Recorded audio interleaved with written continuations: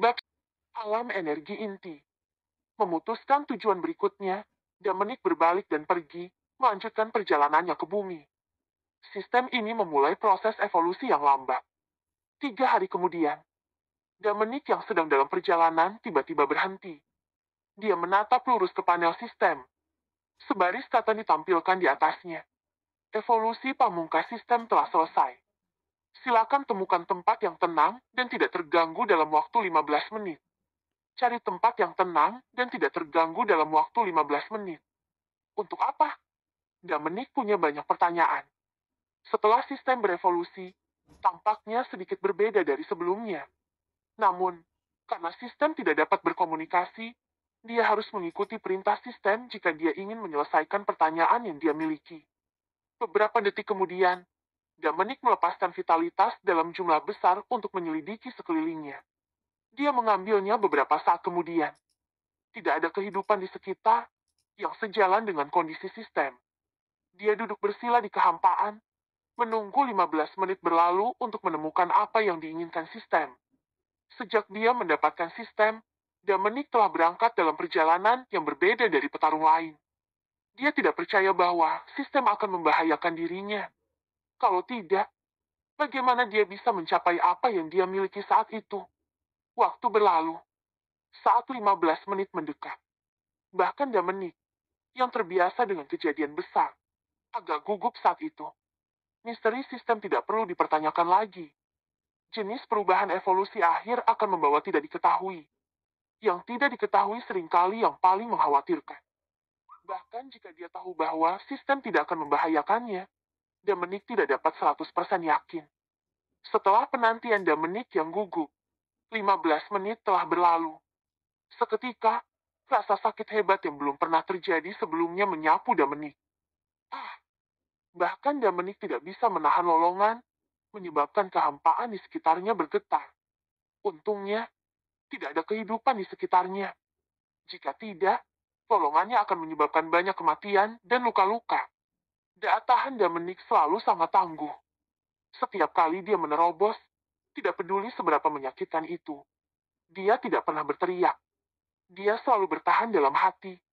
Namun, kali ini sudah tak tertahankan ketika baru saja dimulai. Itu sudah cukup untuk membuktikan betapa menyakitkannya itu. Tidak hanya menyakitkan bagi tubuh fisiknya, tetapi juga bagi rohnya. Di masa lalu ketika Dominic menerobos, itu hanya baik untuk konstitusi atau vitalitasnya.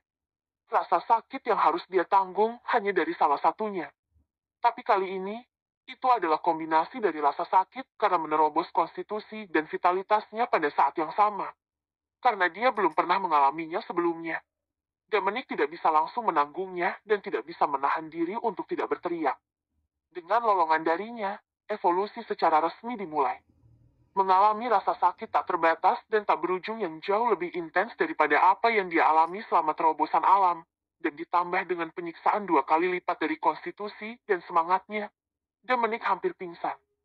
Namun, dia tahu dengan jelas bahwa dia tidak boleh pingsan apapun yang terjadi. Begitu dia pingsan, dia tidak akan bisa mengendalikan arah sesuatu. Dominic tidak suka perasaan itu.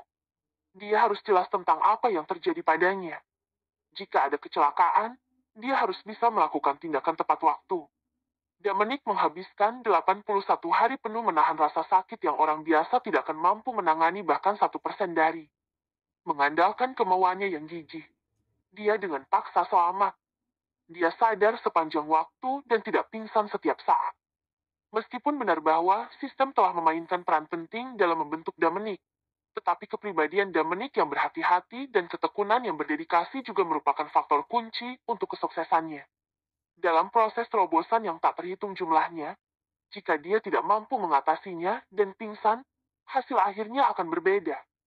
Saat ketika rasa sakit di tubuh fisik dan rohnya menghilang, Dominic merasa bahwa dia telah sepenuhnya berevolusi dan menyublim. Dia tidak tahu dia dalam keadaan apa.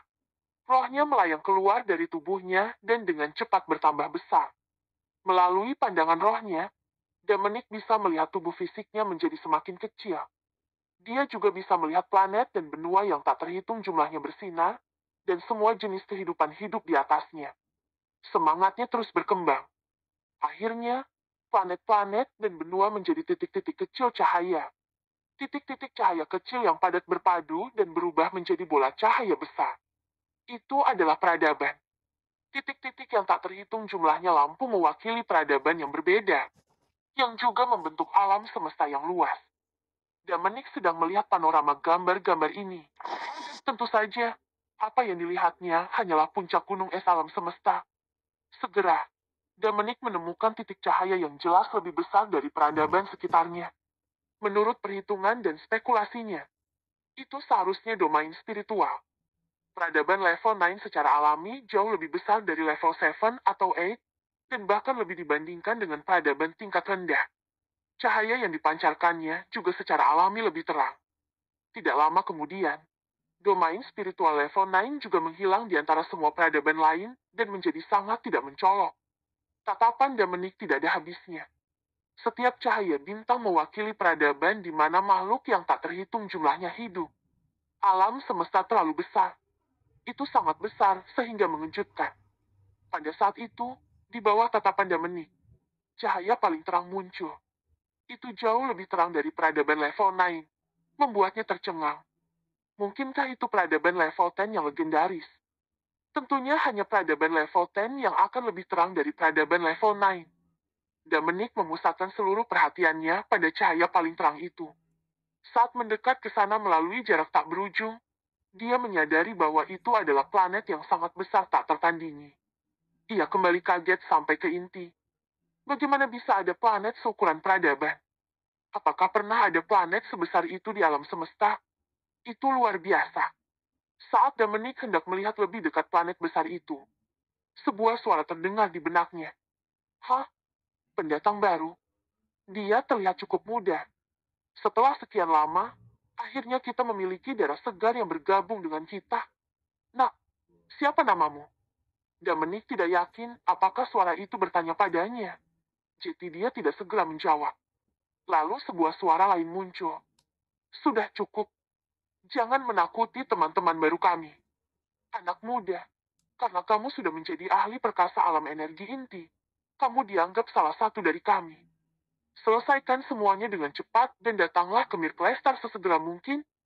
Kami akan menunggumu di sini dan akan menceritakan kisah alam semesta ini. Setelah menjadi ahli perkasa, kamu juga salah satu penjaga alam semesta ini. Sekarang, Dominic yakin suara-suara itu berbicara dengannya. Dia menjawab dengan sopan.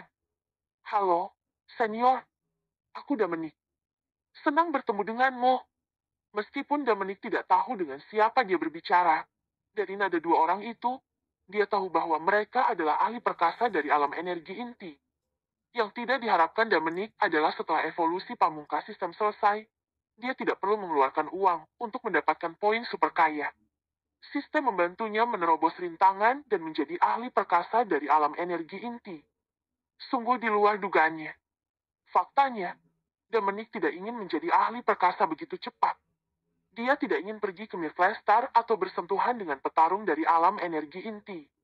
Dominic tidak perlu terlalu sopan, karena beberapa alasan, sangat sulit bagi orang-orang di alam semesta kita untuk mencapai alam energi inti. Sebagian besar akan terjebak di puncak alam kaisar surga, dan beberapa akan terjebak menjadi ahli praperkasa. Jika kamu berhasil menerobos, kamu menyuntikkan kekuatan baru kepada kami. Meskipun kami masih tidak dapat mengubah akhir cerita, ini juga merupakan awal yang baik.